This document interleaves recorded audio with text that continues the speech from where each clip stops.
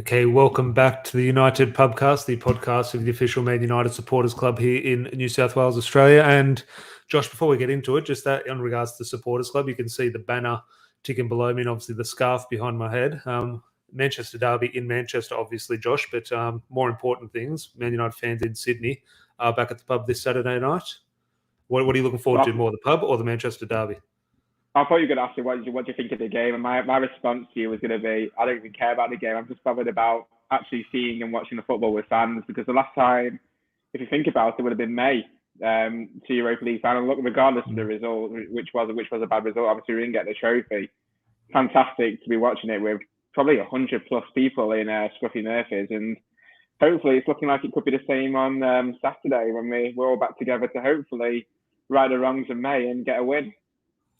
Well, we'll be interested in, yes, stay tuned. I'll give you a little bit more details towards the end of the episode in regards to any of our Sydney listeners who aren't members of the Supporters Club on ways to join us. So obviously, we're still living in kind of COVID time, so there are still sort of capacity restrictions and what's allowed in terms of numbers at the pub, but hopefully we can get a good crowd in there. But at the moment, sort of members of the Supporters Club do have priority. But if you are in Sydney and are keen to join us at Scruffy Murphy's, just send us a message on one of the social media accounts or whatever, and I'll keep you updated on what sort of the numbers situation is looking like. But Josh, I think that's one thing you mentioned in terms of the excitement of going to support sort of Man United. Obviously, okay, match-going fans, their daily or sort of weekend ritual is going to the game. Obviously, we don't have that sort of privilege, but what we do like as supporters is going to the pub to watch the match. And I think we have lost track of that in sort of during this pandemic in the last year.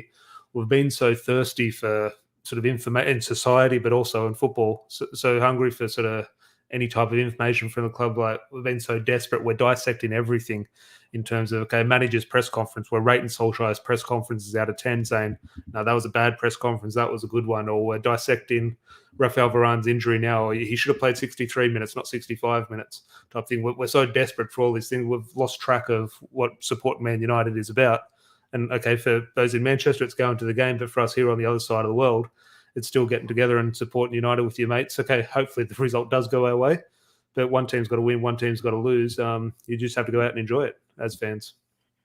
Absolutely. And I don't want to overreact here, but it's really got like a first game of the season feel for me going into Saturday. Actually, like what it feels like to be at home in August when you go into that first Premier League game in what's been like 3 months. It's been 4 or 5 months for us, and I think that's what I say before. Obviously, the results, it's a really big game for United, for Solskjaer, for the fans on so many levels. But I think for us, it's a real big turning curve in what our restrictions have been really for the past 5 months. It's been topsy-turvy. We've obviously seen the highs while others have seen the lows back in the UK. And now obviously the shoes are a little bit on the other foot with us, where we're just coming out of lockdown. And it's going to be a fantastic experience really for everyone that's going to attend. And even for people that aren't attending with us and watching elsewhere, it's just great to be out watching football with people that want the same thing as you. No, completely agree, 100%.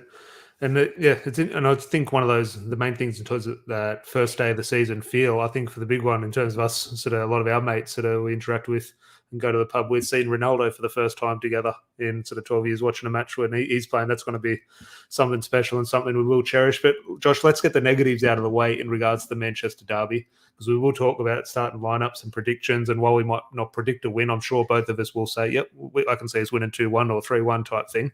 That's for the end of the podcast. But let's get the negatives out of the way and a real life scenario, a real life possibility of this going the way the Liverpool game did. That there is a situation, even if we played well, there's a very good chance Manchester City will win. But if worst case scenario, look, Solskjaer survived that 5-0 defeat. Let's say that happened again. Let's just get it over and done with. That happens again.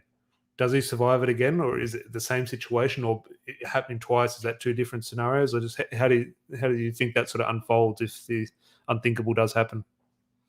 I don't know. I think they're two different games, but I don't think the fans react the same as what they did with Liverpool. Like, obviously, the majority of the fans at Old Trafford were singing his name after that 5-0 defeat, which could be surprising to a lot of people, but it just showed like the support they have from probably match-going fans that see what he's doing, consistency on a match-going basis. But I think it'd be very difficult for him to come back from two heavy defeats. I mean, there's two heavy defeats against the two biggest games we look out for, at the start of the season, Liverpool and Man City. two of probably of our biggest rivals in the past 3 years, whilst we've been sort of scraping fourth and last year second. Those were our closest rivals, really. And I don't think it's, look, if you ask me what my predictions are, which we probably will later on, I'm probably less optimistic than I was against Liverpool. Liverpool had that sort of sneaky feeling that we'd do something just on the back of the amazing win against Atlanta. In this game, I just feel with how we're playing and how he's sort of structuring us at the moment, it's going to be quite difficult for him to go back, because he's obviously going back to basics. And if you're going back to basics and losing really heavily, it probably doesn't sit well with a lot of people, and a lot of people that supported him even after that Liverpool game. Well, it's interesting, and if you're in the comments, remember, please like the video, but get your thoughts in regards to the potential formation, because before we get into the Varane injury and Harry Maguire's form and sort of how that shapes our back four or the formation in general, someone made a comment, I think it might have been Alex in the comments last night, talking about Solskjaer having quite a good record against Pep Guardiola. And in my opinion, Pep Guardiola very much sort of often gets a little bit paranoid and a little bit scared when he comes up against a manager who has a very good record against him. He's obviously done that, very evident with Jurgen Klopp, but obviously with Manchester United and Solskjaer, we do have a decent record. And Pep Guardiola's, look, he's a fantastic manager, in my opinion, the best manager in the world, but the best players and the best managers, they all have their flaws. And Pep Guardiola's flaw is often overthinking things in terms of these big games. And okay, in terms of the table, I don't know where City are, but in terms of the distance between the two clubs, okay, it should be a quite easy game for Manchester City, but forget all that. It's a huge game. It's probably the biggest game of the calendar, sort of then besides United and Liverpool. So do you think there is a situation where Pep Guardiola does go into this a little bit, not frightened, but sort of a little bit on the back foot and sort of second guessing himself, which will open the door for, look, whatever you think of Manchester United and Solskjaer at the moment, if you do open the door for the likes of Ronaldo, Bruno Fernandes, Marcus Rashford, sort of Luke Shaw when he's in good form type thing, United can sneak a result if City aren't at it. I think he will probably approach the game quite cautiously. They started the season, City, pretty much like how they started last year, except for last year, you had everyone else that was inconsistent. This year, the challengers that are ahead of them look like they're not really going to be dropping as many points. Chelsea look pretty organised, but you just can't see them having a meltdown that, let's say, Liverpool had last year with the injuries. Same with Liverpool. They're looking quite stable. I know the result against Brighton was a bad one, really, dropping a 2-0 lead. But on the whole, they look organised and they're showing their quality against big teams. You only have to look at them in Europe yesterday against Atletico. They looked really, it could have been 4 or 5-0 that game. Same with City as well. They looked a little bit sloppy in the first half. I mean, that John Stones own goal against Bruce frightening, really. But they have the capabilities to always go on and win games. And I think what would be worrying for Pep going into this game is, you said the record he has against United. And I think what's positive for United as well is the fact that Solskjaer's had to rely on players that haven't played many games. Look at Eric Bailly as an example against Atlanta. Besides the second goal, I thought Eric Bailly was fantastic. And I know you both said that yesterday on the podcast. And what I really agree with yesterday as well was, you look at the lack of confidence players have going into games like this, such as Donny. I thought Donny probably had his best ever game for United yesterday in 6 minutes. It just goes to show that, look, anything can happen, and if Pep probably will overthink it. But the thing is with City, United tend to win beating City in games that don't really matter. Yeah, obviously the Premier League's important, but in the grand scheme of things, those results really didn't matter. The important games, such as in the Cup, Pep was pretty much organised and he got the better of us, and that's why they've won, a lot more trophies than we have in the past 2-3 years in the competitions they've knocked us out on, such as the League Cup. Yeah, no, it's a fair point. And Flim, who leave you, mate, in the comments, hard to predict the board's reaction. Easier to predict Fab's reaction, unfortunately. I don't know what you mean by Fab. Whenever I see the word Fab, I'm just thinking Fabrizio Romano. Yeah. What would his reaction be? I'm not sure. I've been off Fabrizio Romano at the moment. I'm trying to sort of stay clear of Twitter as much as I can. Do you know what he means? I think he said something on Twitter yesterday or the day before. I don't know if it was about. I think it was about the sacking or something, like Solskjaer was the next sacking. Slim Plan 945 correct us if it was that. It's something to do with context. Yeah, I'm sure. Look, if the result goes that way, I'm sure Fabrizio Romano will be the first with the next managerial candidate. And look, he'll probably be correct in terms of that candidate and whoever United are talking to. But Alex as well, good evening, mate. And he's saying, in regards to Manchester City, I think last time in the Premier League at Old Trafford, did he set up with 2 defensive midfielders? Look, to be honest, I forget what Manchester City did, but they do. He does do that in big games. And look, I've said this, I've said it multiple times in this episode, that he's the best manager in world football for me. But even so, that comes with flaws. And Pep Guardiola just has, for some reason, on the big stage, does overthink things. And look, he can even overthink things and get things wrong on Saturday and still come out with the result, because obviously Manchester City are a very good team, and United, unfortunately, are hopelessly out of form. So you do need United to be sort of on it and at the races, and Manchester City have an off day, unfortunately. But we will go on to that sort of back 3, back 5, back 4. How do we think it's going to play out? Because this time last week, after Rafael Varane came back and we had our probably best performance of the season against Tottenham, you're thinking, okay, 3-5-2, that's how we'll play against Manchester City. Suddenly, Victor Lindelof's injured, and obviously we're recording this about 24 hours before Solskjaer's press conference. So if there's an update on Victor Lindelof, maybe he walks back into the team. But at the moment, let's just assume that he's going to be out. It seemed like a knee injury, and if he didn't travel, my money would be on Victor Lindelof being out. Obviously, Rafael Varane is out. Here we are saying Harry Maguire has to be dropped. However, if Varane and Lindelof are out, we don't have many defenders left. So how are you lining up? Or one, how would you? But also, how do you think Solskjaer will line this up in regards to, there's a back 4 scenario of, okay, Shaw, Wan-Bissaka, and Bailly and Maguire. But then you could also draw up a scenario of Bailly, Maguire, and I don't know, could you throw Shaw in at left centre back and Tellez out to left wing back type thing? So just your 2 scenarios on what you would do, but also what you think will happen. Probably what I would do is I probably would revert to the 3 at the back just to play it safe. But then you thought he was doing that against Atlanta, and then when they scored a goal, I'd say it was just sort of a little bit of a blessing that Varane got injured, because it allowed United to attack a little bit more, because he obviously put Greenwood on. But personally, I think he'll play with 2 centre-backs tomorrow. Not tomorrow, sorry, on Saturday. And it'll be Maguire. I just don't think you can drop your captain for a game like this, no matter how bad he's been, especially with the options that we've got at the moment. With Maguire, I hate saying this term, he just needs to really man up and pull his sleeves up. United in a really congested period now of really tough games. You've obviously seen Liverpool, seen a terrible result against Liverpool, but he's got Chelsea coming up. We've also got Arsenal coming up. We've got Watford, which is probably the easiest of the games, but will probably, in all honesty, turn out to be the hardest of all the games we play. You can see that going Pete Tong. It's just one of them things he needs to really roll his sleeves up. He needs to be a leader. He needs to be, guiding the different defenders that are probably going to be partnering against him. Because look, if Victor's injured, it's going to be Bailly, and look, we know how Bailly's injury record is going to be like. He's going to end up playing Matic as centre back in 2 games' time. Yeah, it'd be fascinating to see. I'm split. I think he'll go to a 4, just for the sake. I can't see him throwing Tellez in at left wing back cold in this one. I think he would have liked to have Tellez a 90 minutes here or there, but he just hasn't been playing. So I think he will go with Bailly and Maguire. And look, yes, Hero was 24 hours ago saying Maguire needs to be dropped, but just with numbers. And I'd say it's a hard thing, and maybe the captaincy does keep him in the team, and that's wrong in my opinion. However, it does keep him in the team. But you make a good point that, I don't want to say the biggest game of the season, because we were saying that last week against Liverpool, but here we are. Let's say it's the biggest game of the season. Dropping your captain, it's just an unnecessary distraction going into the game. And I think, look, whatever you think of Maguire, look, he has stepped up. Look at the goal against Atalanta.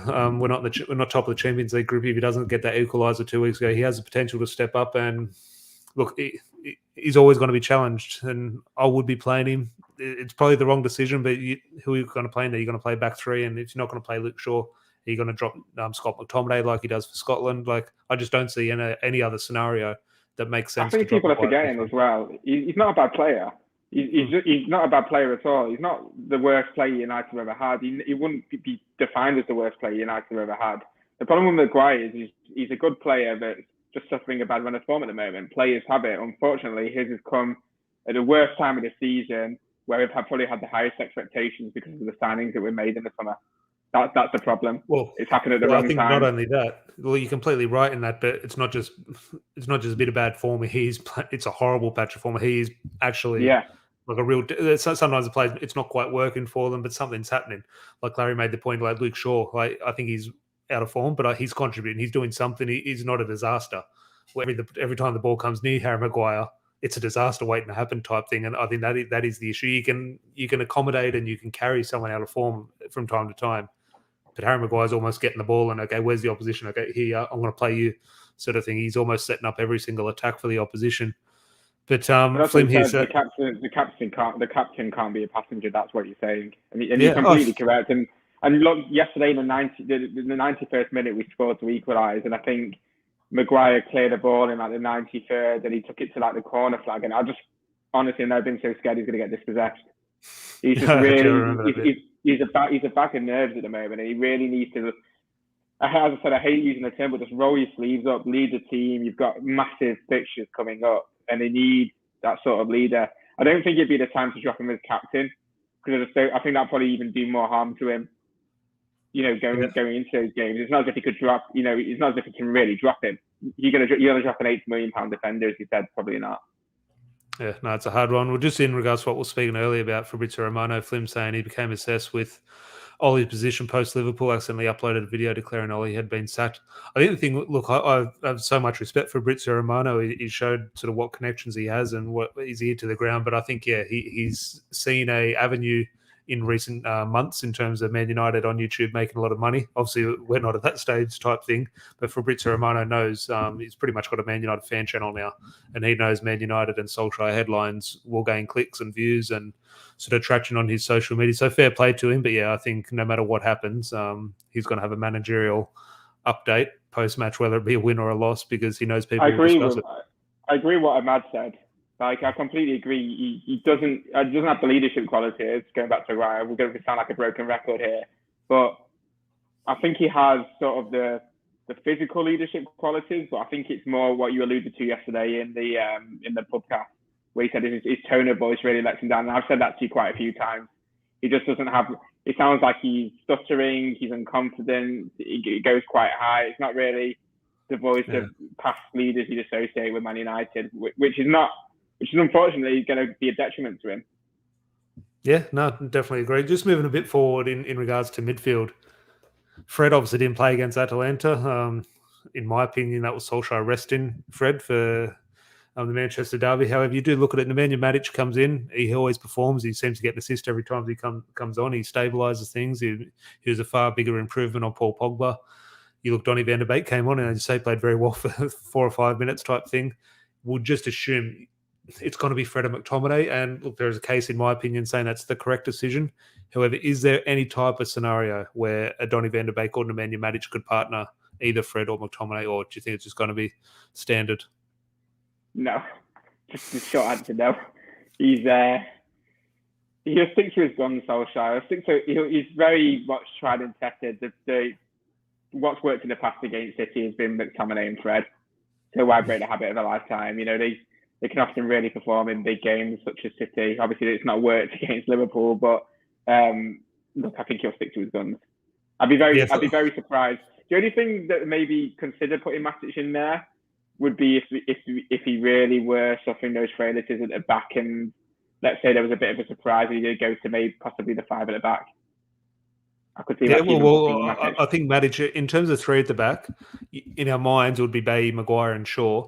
I just wouldn't be shocked if there was a 3 at the back. It would be maybe a Scott McTominay, maybe Nemanja Matic, but in my opinion, maybe McTominay. And I wouldn't agree with that, but I think I wouldn't be shocked an hour before kickoff if that came out. I wouldn't agree with it, but I think that's a possibility. Alex saying here, no point playing possession competition. Elliot here saying, good evening, Elliot, by the way, but I'll take Shaw over Maguire. I think that's what we discussed in regards to a back 4. You could a back 3, sorry. You could understand that. However, if you just look at our numbers at the moment, Bailly and Maguire are only 2 centre backs. If we had Varane and Lindelof, and Ahmad's saying here, any word on Lindelof's knock?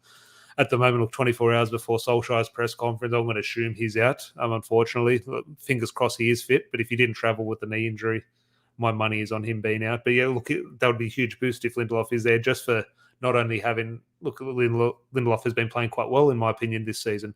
However, not just that, I just think the important thing going into this situation at the moment is just having an extra defender. At the moment, it's only Bailly and Maguire, so your options are very limited. So I think Lindelof giving you that option, okay, his first choice centre-back can go in, or you can have another sort of defender in that 3 rather than sort of shoehorning a Luke Shaw or Nemanja Matic or McTominay into that back 4 or back 3. Sorry, but Elliot here saying, I'd love to see Donny and Matic, but no way I think Ollie would try it for City. And look, that's the thing. Fred and McTominay, what Josh just said there. Fred and McTominay has worked against Manchester City. So while we are frustrated with it and wouldn't agree with it, in my opinion, I'm in a minority. I would agree with it going into this game. You can understand Solskjaer's thinking. If it has worked in the past, why not stick with it? But yes, playing from scratch, just a one-off game, Donny and Matic, which was seen in pre-season, means nothing, Josh, but they were fantastic in pre-season. So it's just a shame that we haven't seen more of it.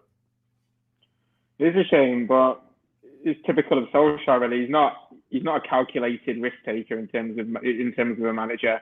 He very much sticks to what he knows, and maybe 60-70% of the time it will work, and the 40% of the time, 30% of the time it doesn't. And I agree with you. I am on the minority in the sense that I would play, McTominay and Fred in a game like this. I just think, yeah, Donny was really good in the couple of minutes he was on yesterday, but to ask him to pull in like an 8 out of 10 performance, which you probably need everyone to be on as an average on Saturday to get a result against Liverpool, I think it's a big ask, especially when your confidence is going to be quite low in terms of game time.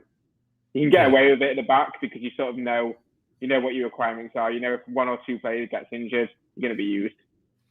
With Donny, one or two players could get injured and he probably still won't be used. Yeah. I've seen a good meme saying, well, Donny's had his 3 minutes for this month. He can shut up and sit on the bench for another month. But Matt making a good point here, which is a huge frustration. Such a fantastic squad with exceptional depth. Such a shame how underutilized it is. And yeah, look, I'm sitting here and look, I'm definitely, Josh, I know you sort of have a wry smile at this. I'm not saying playing him in this game, of course. But where's Juan Mata? I'll be playing one, not in this game. But where has he been? Like he's such a fantastic player. He had a couple of minutes against West Ham in the League Cup. And we've got a World Cup winner sitting on the bench, and I'm just thinking, sometimes not even on the bench. Sometimes I get the team news an hour before kickoff, and he's not even on the match day squad. And I just think, there is just no utilisation of the squad by Solskjaer, which is huge criticism. And I don't like comparing it to other teams, but you look at how teams utilise the players that have got in the squad. You look at like Oxlade-Chamberlain, like he's been out for ages. When you're winning, when you're winning, it's far easier to rotate your squad. When your job's on the line, you can understand Solskjaer why he doesn't. But then such a detriment to Solskjaer is his overuse of players, so it almost calls for the extra rotation to keep players fresh. But I completely agree. I mean, certain players have certain qualities that can be utilised in different games. Look at like what Fergie used to say about Nicky Butt. He'd play him on grass that was longer. Sorry, what was that? Look at what Fergie would say about Nicky Butt. He'd play him on different pitches because it was better suited to that grass. But that is something. That is something. A lot of people didn't like Solskjaer. I think it was maybe the Dean Henderson against Sheffield United. He was saying, "I'm penciling Dean Henderson in for this one." That's part of management. Okay, you need to be able to drop a play in terms of to be able to give someone minutes. So in 6 months' time, when we come to the crunch part of the season, when Bruno Fernandes and Jesse Lingard is injured, he can't throw Juan Mata in for his first appearance in April. He needs to have minutes now. So when the time comes, we have someone who's ready to go. So you do need to pencil players in for minutes here or there. But Flim's saying the same thing here with Jesse Lingard. And Jesse Lingard, when he's come on this season, has performed well. You look at one of our rare wins in the Premier League, he's put in the top corner. So Lingard's in that sort of category of Juan Mata as well.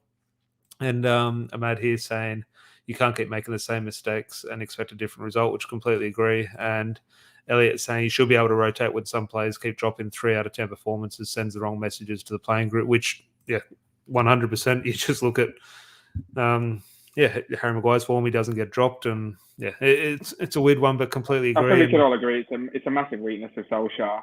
And it's very demoralising as well. I mean, you look at these contract extensions players have, and like Juan Mata, what's the point? Why is Jesse Lingard not gone on loan? I mean, he's using maybe 2 or 3 games this season. I mean, there's got to be some form of purpose to him. We can see how good he can be. Yeah, look, is he going to be a starting 11 player for Man United for the whole 10, for the next 5-10 years? No. The thing is, players know. Like we sit here as fans who say, why isn't this player playing? Why isn't that player playing? And a lot of that is bias, and we maybe don't have a full understanding of everything that's happening. The players working with each other 9 to 5 on the training ground, they know they're sitting on the bench and going, I'm better than this guy. Why is he playing? Well, like players understand, and it must be demoralised, especially for players like Donny van de Beek. But we will move on. Just to wrap up in terms of that forward line, okay, Ronaldo's going to play. Now, we don't know what shape, and this will definitely dictate things. If it's 3 at the back, and that means 2 up front, or if we have a front 3 with Ronaldo in the middle. I just want to maybe split it down the middle between these 2 players because one of them will start and one of them will be on the bench. Rashford and Cavani. Again, I don't know what system it'll call for, either Rashford up front with Ronaldo or Cavani up front with Ronaldo, or if it goes to a 4-2-3-1, I think Cavani's obviously on the bench type thing. But in a straight shootout, who would you like to see more in this game? Probably Rashford, if I'm being honest. I think Cavani off the bench is a good impact player off the bench. I think he's a good weapon to have. Absolutely. But I just think with Rashford, how he's come back from injury. I know the results have been pretty bad on a whole the last month, but if you're going to name a player of the month besides De Gea, it'd probably be Rashford. Like, he's been consistent when called on. He's created chances. He's scored a fair few goals since his return. I think he'd be up for this. This is his like big impact. I know he's played 3 or 4 games, but this is like a big impact return for him. I think a big game for him. Yeah, no, definitely. He does have a good record from memory. Obviously the debut goal stands out, or the first game against City does stand out. But from memory, he has scored a couple of goals against a couple of penalties. Obviously the Eddie type thing. So he does have a record, and he does step up in big games. And obviously this will be a big game because the last Manchester derby in front of fans was obviously the McTominay goal from halfway. Anthony Martial scored in the first half, but last season was obviously behind closed doors type thing. So this is a Manchester derby in front of fans. It will be an occasion. Ronaldo back from Manchester derby. There was a stat saying every time he's scored in a Manchester derby, United haven't lost. So I'm definitely running with that stat on Saturday night. But in regards to that, a prediction, obviously we're going to go with our sort of heart and say, okay, yeah, I can see United winning if City don't quite play. And Pep Guardiola might not do this and that. So yeah, Man United, I can see a 2-1 win. Can you actually see anything like that, or do you expect quite a tough afternoon or tough night for us? I think anything can happen. I know that's quite cliche to say. I mean, I remember probably watching one of the worst United performances, first half performances against Man City in 2018, and then we went on to win the game 3-2. I think that's probably the worst I've ever seen us play against Man City in a long, long time, especially that first half. Obviously, we went on to win the game 3-2. It just goes to show no matter how much quality they have, anything can happen against City. I'm thinking 2-1 United, if I'm being honest. Well, I'll go 2-1 United. Again, just having Ronaldo, look, I've said it before, and there's been games he hasn't scored, but you can just see Ronaldo stepping up and delivering. And obviously, Laporte has been obviously a very good player for Man City. He's out suspended. So they're going to have a sort of, let's call it a makeshift back four. And I think with a makeshift back four and Pep Guardiola, he will be concerned about Ronaldo. Obviously, he knows him quite well from his time in Spain. And I just think he'll cave to it a little bit, and United will get a little bit more front foot, sort of be on the front foot a little bit more than sort of maybe predict. I think a lot of us are expecting, we'll park the bus. And yes, I think we'll definitely soak up pressure. But I think with the threat of Rashford, and Pep Guardiola's absolutely he was terrified of Dan James. Could you imagine how terrified he is of Marcus Rashford? Marcus Rashford definitely causes Pep Guardiola some concern. So I think we will be on the front foot. Obviously, we're not going to dominate possession, but I think it will be quite end-to-end and a exciting game. Well, fingers crossed, hopefully. But Ahmed going, if I was going to a 4-2-3-1, which I think would be, this would be my front three. And I think Greenwood's been playing a little bit better in recent weeks, but I agree, Ahmed, I'll be going Rashford and Sancho either side of the main man, and Flim saying we just need to stay in the game. We've got match winners, and I think that's a big thing. I think you look at the Liverpool game, Bruno Fernandes puts that chance away in the first minute. It's a different game. But yeah, if they don't score 2 goals in the first 10 minutes, it's a different game. And I think that is a big thing against Man City, especially when we do have, said Bruno and Ronaldo. If the game is 0-0, 1-1, whatever it is, a chance falls to Ronaldo, bang, it's a goal. Like, I've looked back at that goal against Atalanta, Josh. He shouldn't be scoring. I don't care if he's the best player in the world. He shouldn't be putting the ball in that left-hand corner from where the goalkeeper is. It's just unbelievable what he does. I think both goals just yesterday. I know you really read the game. Just both of United's goals were fantastic. The first one was probably some of the best, passing movement I've seen for a long time with United. It just goes to show what they can do. Hopefully they can just instill that for 90 minutes in the game. Really want to see like an exciting game of football. And that's the one thing about United, especially in the Champions League this season. They've produced some really exciting performances. Yeah, I mean, they've been bad at times, especially against Villarreal at home. But I don't know about exciting performances.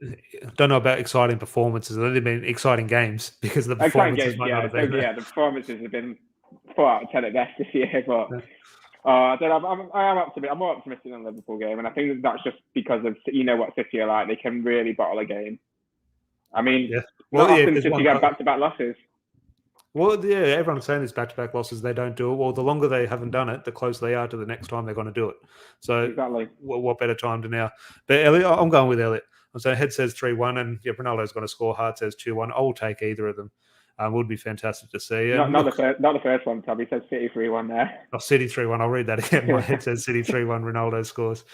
And Hart says United 2-1. Well, you're probably quite correct there, Elliot, in saying that. But thanks for the correction, Josh. But yeah, it's one of those ones. As I said, Josh and I will be at the pub at Scruffy Murphy's in Sydney. As I said, if you're a member, you'll obviously be there and have your spot reserved, because there are obviously capacity restrictions in regards to COVID and sort of vaccination status and everything. But if you're not a member, there will still be a few maybe spots available.